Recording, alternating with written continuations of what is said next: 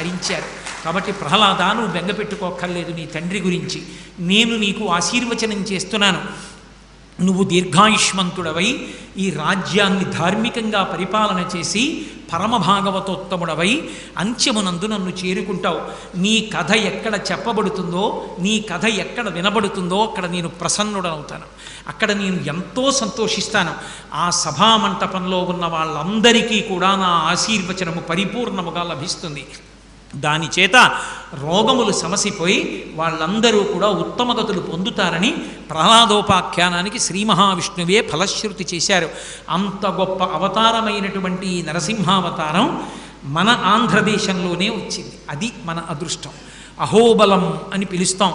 అహోవీర్యం, అహోశౌర్యం, అహోబాహుబలం బలం, నారాయణం పరం తేజం, అహోబలం అహోబలం అని ఆ నరసింహస్వామి ఆవిర్భవించినప్పుడు దేవతలందరూ చూసి అహోబలం అహోబలం అన్నారట. ఏమి బలం స్వామిదని. అందుకని ఆ క్షేత్రానికి అహోబలం అని పేరు. అక్కడ ఆవిర్భవించింది నరసింహస్వామి వారి యొక్క అవతారం. మహానుభావుడు అక్కడే ఇప్పటికీ నవనారసింహులుగా ఉన్నాడు. స్వాతి నక్షత్రానికి నరసింహస్వామికి చాలా దగ్గరి అనుబంధం. ఎందుకంటే స్వాతి నక్షత్రంలో ప్రదోష వేళలో ఆవిర్భవించింది. ఇప్పటికీ వైశాఖ మాస చతుర్దశి ఆ స్వాతి నక్షత్రం ఉండగా శృంగగిరి పీఠాధిపతులు బ్రహ్మముహూర్తంలో ఇలా ఆసనం వేసి కూర్చుని పూజ మొదలు పెడితే మళ్ళీ ప్రదోష వేళలో నరసింహస్వామి వారి అవతార ఆవిర్భావం వరకు కాలు ఇలా కూడా కదపరు. అలాగే కూర్చుని పూజ చేస్తారు. అవతార ఆవిర్భావ సమయం అయిపోయిన తర్వాత పూజ చేసి నీరాజనం ఇచ్చి పానకం నైవేద్యం పెట్టి అందరికీ పానకం ప్రసాదంగా ఇచ్చి అప్పుడు లేస్తారు పూజాపీఠం నుంచి. అంత గొప్ప అవతారం. నవనారసింహస్వరూపమై వెలిసి ఉన్నాడు. ఆ 9 మంది నరసింహులుగా ఉంటాడు అహోబల క్షేత్రంలో. ఇప్పటికీ అహోబల క్షేత్రంలో ఆ నవనారసింహుల్ని చూడ్డానికి దారి తెలియదేమోనని స్వాతి నక్షత్రం ఉండగా తీసుకెళ్ళడానికి సహాయం చేయడానికి కొన్ని బృందాలు ఉన్నాయి. వాళ్ళు తీసుకెడుతుంటారు సేవ చేయడానికి. దగ్గరుండి తీసుకెళ్ళి దర్శనం చేయిస్తూ ఉంటారు. జ్వాలానరసింహుడిని, ఆయనే ఉగ్ర నరసింహస్వరూపం. మొట్టమొదట వచ్చినటువంటి తేజోస్వరూపం. హిరణ్యకశిపుని యొక్క పొట్ట చీలుస్తున్న స్వరూపంతో ఉంటాడు. రెండవది అహోబల నరసింహుడు. అంటే ఆ హిరణ్యకశిపుణ్ణి సంహరించిన తర్వాత కూర్చున్నటువంటి స్వరూపం.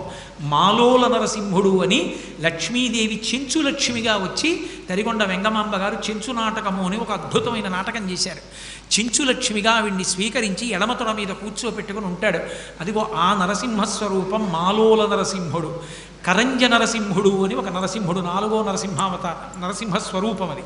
కరంజ నరసింహుడు అంటే ఆయన చెట్టు కింద కూర్చుని ధ్యానముద్రలో ఉంటాడు. 5వది పావన నరసింహుడు.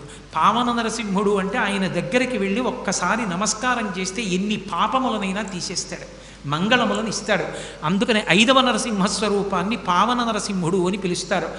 6వ నరసింహస్వరూపం ఒకటి ఉంది, దాన్ని యోగ నరసింహుడు అంటారు. అయ్యప్ప స్వామి ఎలా కూర్చుంటారో అలా యోగ పట్టం కట్టుకుని యోగముద్రలో కూర్చుంటారు. ఇప్పటికీ అక్కడికి దేవతలు కూడా వచ్చి ధ్యానం చేస్తారు అని చెప్తారు. యోగ నరసింహుడు.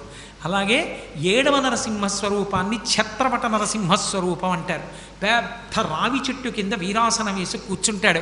అక్కడికి గంధర్వులు విద్యాధరులు వచ్చి హూహూ హాహా అని చెప్పి 2 గంధర్వులు వాళ్ళు శాప విమోచనం కోసం నరసింహస్వామి దగ్గరికి వచ్చి పాటలు పాడి నృత్యం చేశారు. ఆయన తొడ మీద చెయ్యి వేసుకుని ఇలా తాళం వేస్తూ కూర్చున్నారు. ఆ కూర్చున్నటువంటి స్వరూపాన్ని ఛత్రపట నరసింహస్వరూపం అంటారు. అక్కడికి వెళ్ళి సంగీతం పాడుతుంటారు కొంతమంది పెద్దలు. కాబట్టి ఛత్రపట నరసింహుడు. ఆ తరువాత వచ్చినటువంటి ఇంకొక నరసింహస్వరూపమే మహానుభావుడిది 7 అయిపోయిన తర్వాత 8వది భార్గవ నరసింహుడు. పరశురాముడు నరసింహస్వరూపాన్ని దర్శనం చెయ్యాలి అని చెప్పి కోరుకుంటే ఆయనని అనుగ్రహించి దర్శనమిచ్చినటువంటి నరసింహుడు. 9వ నరసింహస్వరూపం ఒకటి ఉంది. ఆ చిట్ట చివర వచ్చింది వరాహ నరసింహస్వరూపం. భూమిని తన దంస్ట్ర మీద పట్టుకుని పైకెత్తినటువంటి ఆదివరాహస్వామి పక్కన వెలిసినటువంటి నరసింహస్వరూపం. మొట్టమొదట వచ్చినటువంటి ఆ యజ్ఞవరాహావతారం పక్కన నరసింహావతారం 2 ఉంటాయి. ఆ 2 ఉన్నటువంటిది వరాహ నరసింహం. మొత్తం 9 నరసింహస్వరూపాలు అహోబల క్షేత్రంలో ఉంటాయి. అలాగే